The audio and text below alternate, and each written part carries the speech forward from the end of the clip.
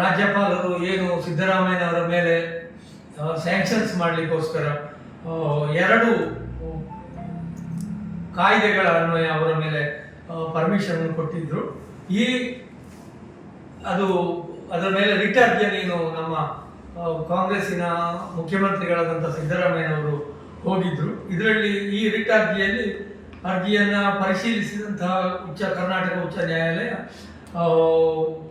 Prevention of corruption act 17A ತನಿಖೆಗೆ ಅವಕಾಶವನ್ನು ಮಾಡುವುದು ಸರಿ ಅನ್ನುವಂತಹ ತೀರ್ಮಾನವನ್ನು ಕೊಟ್ಟಿದೆ.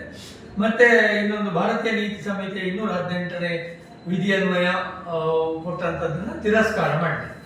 ಇದು ತಿರಸ್ಕಾರ ಆದ ನಂತರ ಮತ್ತು ಇದಕ್ಕೆ ಪರ್ಮಿಷನ್ ಸಿಕ್ಕಿದ ನಂತರ ಕರ್ನಾಟಕದ ಮುಖ್ಯಮಂತ್ರಿಗಳಾದ ನಮ್ಮ ಸಿದ್ದರಾಮಯ್ಯನವರು ಒಂದು ಘೋಷಣೆಯನ್ನು ಮಾಡಿದ್ದಾರೆ. ತನಿಖೆಗೆ ಹೆದರುವ ಪ್ರಶ್ನೆಯೇ ಇಲ್ಲ ಅಂತ. ಇದು ಕೇವಲ ಸಿದ್ದರಾಮಯ್ಯನವರು ಮಾತ್ರ ತನಿಖೆಗೆ ಹೆದರುವ ಪ್ರಶ್ನೆ ಇಲ್ಲದಲ್ಲ. ಇಡೀ ಕರ್ನಾಟಕ ಸರ್ಕಾರ, ಕರ್ನಾಟಕದ ಮಂತ್ರಿಮಂಡಲ, ಕರ್ನಾಟಕದ ಎಲ್ಲ ಕಾಂಗ್ರೆಸ್ಸಿನ ಕಾರ್ಯಕರ್ತರು, ಅಷ್ಟೇ ಇಡೀ ದೇಶದ ಕಾಂಗ್ರೆಸ್ ಇದಕ್ಕೆ ಹೆದರುವ ಪ್ರಶ್ನೆಯೇ ಇಲ್ಲ. ಇದು ಒಂದು ನ್ಯಾಯೋಚಿತವಾದಂತಹ, ಇದು ಒಂದು ಸತ್ಯವಾದಂತಹ ಒಂದು ಆರೋಪ ಆಗಿದ್ರೆ ಸ್ವಲ್ಪ ನಮಗೆ ಭಯ ಆಗ್ತಿತ್ತೋ ಏನೋ.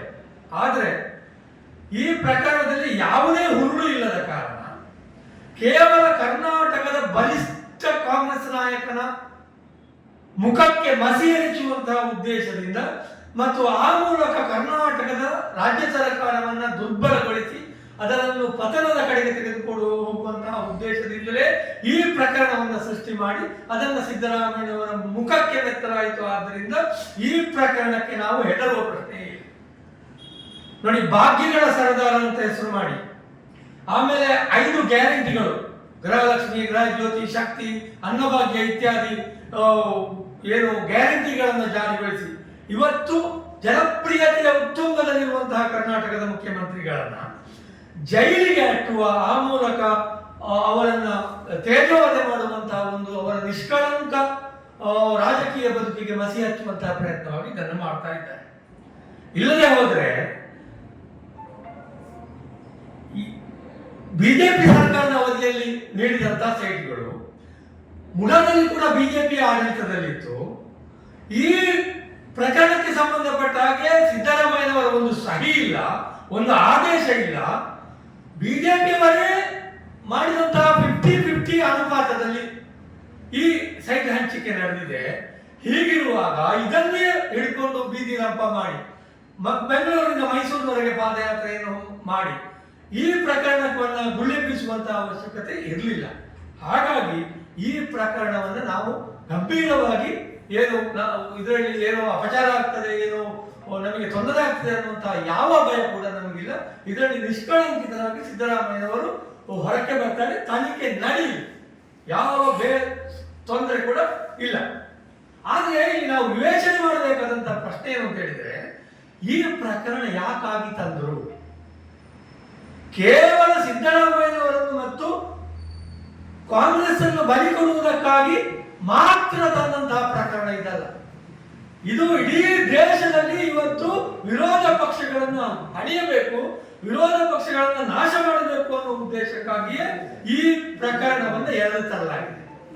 ಒಂದು ವೇಳೆ ನಮ್ಮ ಕರ್ನಾಟಕದ ರಾಜ್ಯಪಾಲರಿಗಾಗಲಿ ಅಥವಾ ಅವರ ಹಿಂದಿರುವ ಬಿಜೆಪಿ ನಾಯಕರಿಗಾಗಲಿ ನಿಜವಾಗಿಯೂ ಭ್ರಷ್ಟಾಚಾರದ ವಿರುದ್ಧ ಕಾಳಜಿಗಳೇನಾದರೂ ಇರ್ತಾ ಇರ್ತಿದ್ರೆ, ಅವರು ಈ ಹಿಂದೆ ಏನು ಗಣಿ ಹಗರಣದ ಪ್ರಕರಣದಲ್ಲಿ 2023ರಲ್ಲಿ ಕುಮಾರಸ್ವಾಮಿ ಅವರ ವಿರುದ್ಧ ಸ್ಯಾಂಕ್ಷನ್ಗಾಗಿ ಏನು SIT ರಾಜ್ಯಪಾಲರಿಗೆ ಮನವಿಯನ್ನು ಸಲ್ಲಿಸಿತ್ತು, ಏನು ಜನಾರ್ದನ ರೆಡ್ಡಿ ಅವರ ಮೇಲೆ ಗಣಿ ಹಗರಣಕ್ಕಾಗಿ 2023ರಲ್ಲಿ SIT ಸ್ಯಾಂಕ್ಷನ್ಸ್ ಕೇಳಿತ್ತು.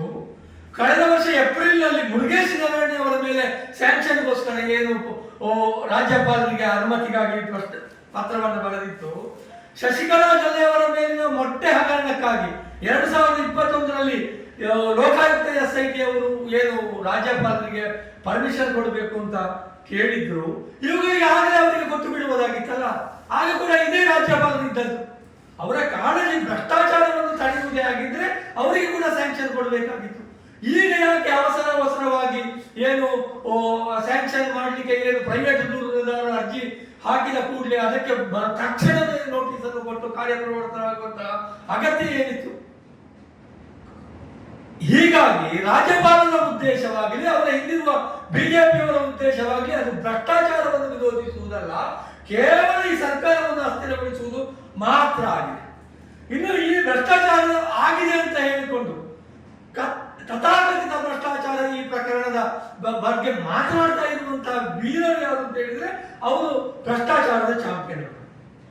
ನೋಡಿ, ಇಡೀ ದೇಶದಲ್ಲಿ ಇವತ್ತು ಮಹಾರಾಷ್ಟ್ರದಲ್ಲಿ ಸುಮಾರು 7,000 ಕೋಟಿ ರೂಪಾಯಿ ಹಗರಣದ ಅಜಿತ್ ಪವಾರ್ ಜೊತೆಗೆ ಇವರು ಅಧಿಕಾರವನ್ನು ನಡೆಸ್ತಾರೆ. ಅಸ್ಸಾಮಿನ ಹೇಮಂತ್ ಬಿಸ್ವಾ ಶರ್ಮಾ ಅವರ ಮೇಲೆ ಸುಮಾರು 5,000 ಕೋಟಿ ರೂಪಾಯಿಗಳ ಒಂದು ಹಗರಣದ ಒಂದು ಆರೋಪ ಇದೆ. ಮಹಾರಾಷ್ಟ್ರದಲ್ಲಿ ಅಶೋಕ್ ಚವ್ಹಾಣ್ ಮೇಲೆ 1,500 ಕೋಟಿ ರೂಪಾಯಿಗಳ ಇದು ಹಗರಣ ಹೊಂದಿದೆ. ಅವರ ಜೊತೆಗೆ ಅಧಿಕಾರವನ್ನು ಹಂಚಿಕೊಳ್ತಾರೆ. ಗಂಗೇನಹಳ್ಳಿ ಪ್ರಕರಣದಲ್ಲಿ ಎಚ್ ಡಿ ಕುಮಾರಸ್ವಾಮಿ ಅವರ ಮೇಲೆ ನೋಟಿಫಿಕೇಶನ್. ದೇಶದಾದ್ಯಂತ ಬಿಜೆಪಿಯಲ್ಲಿ ಎಷ್ಟು ಜನ ಶಾಸಕರಿದ್ದಾರೋ ಅದರಲ್ಲಿ ಅರ್ಧದಷ್ಟು ಶಾಸಕರು ಕಾಂಗ್ರೆಸ್ನಿಂದ ಬಿಜೆಪಿಗೆ ಹೋದವರು. ಹೇಗೆ ಹೋದ್ರು ಅಂತ ಹೇಳಿದ್ರೆ ಅವರನ್ನು ಇಡಿ, ಐಟಿ, ಸಿಬಿಐ ಮುಖಾಂತರ ಬೆದರಿಸಿ ಪಕ್ಷಾಂತರ ಆಪರೇಷನ್ ಕಮಲ ಮಾಡಿ ಪಕ್ಷಾಂತರ ಮಾಡಿಸಿಕೊಂಡು ಅವರು ಕರ್ಕೊಂಡೋಗಿದ್ದಾರೆ. ಅವರನ್ನು ಭ್ರಷ್ಟರು ಅಂತ ಕರೆದವರು ಇವರು ಬಿಜೆಪಿಯವರು. ಈಗ ಅವರೇನು ಶುದ್ಧ ಆಗಿದ್ದಾರ? ಒಂದು ಇನ್ನೊಂದು ಏನಂತ ಹೇಳಿದ್ರೆ ಅವರ ಊಟದ ತಟ್ಟೆಯಲ್ಲಿ ಉಂಟಲ್ಲ, ಆನೆ ಸತ್ತು ಬಿದ್ದಿದೆ. ಇವರು ನಮ್ಮ ತಟ್ಟೆಯಲ್ಲಿದ್ದ ನೊಣವನ್ನು ಹುಡುಕ್ತಾ ಇದ್ದಾರೆ. ಅವರು ಕಾರ್ಕಳದಲ್ಲಿ ನೋಡಿ ನೀವು ಪರಶುರಾಮನನ್ನೇ ಎಂತ ಡೂಪ್ಲಿಕೇಟ್ ಅಲ್ಲ, ಅವರನ್ನೇ ಮಾಯ ಮಾಡಲು ಹೊರಟಿದ್ದವರು. ಈಗ ಮಾಯ ಮಾಡಿದ್ದಾರೆ. ಈಗ ಸಿದ್ದರಾಮಯ್ಯನನ್ನು ಮಾಯ ಮಾಡ್ಲಿಕ್ಕೆ ಹೊರಟಿದ್ದಾರೆ ಇವರು. ಸಿದ್ದರಾಮಯ್ಯ ಅಂತ ಲೀಡರ್ ಅಂತ ಹೇಳಿದ್ರೆ ಅವರು ಕರ್ನಾಟಕದ ಅಂತಲ್ಲ ದೇಶದಾದ್ಯಂತ ಇರುವಂತಹ ಅಲ್ಪಸಂಖ್ಯಾತರ ಹೃದಯದಲ್ಲಿದ್ದಾರೆ, ಹಿಂದುಳಿದ ವರ್ಗದವರ ಹೃದಯದಲ್ಲಿದ್ದಾರೆ, ದೀನ ದಲಿತರ ಹೃದಯದಲ್ಲಿ ಒಂದು ಸ್ಥಾನವನ್ನ ಗಿಟ್ಟಿಸಿಕೊಂಡಂತ ಮಾಸ್ ಲೀಡರ್ ಅವರು. ರಾಜೀನಾಮೆ ಪ್ರಶ್ನೆ ಇಲ್ಲ, ಕಾನೂನು ಕ್ರಮ ಏನಿದ್ರು ನಮ್ಮ ಪಕ್ಷ ಅವರಿಗೆ ಸಂಪೂರ್ಣ ಬೆಂಬಲವನ್ನು ವ್ಯಕ್ತಪಡಿಸುತ್ತದೆ. ಕಾನೂನು ಕ್ರಮವನ್ನು ಕಾಂಗ್ರೆಸ್ ಪಕ್ಷ ಅದರ ನಾಯಕತ್ವದಲ್ಲಿ ಎದುರಿಸುತ್ತದೆ.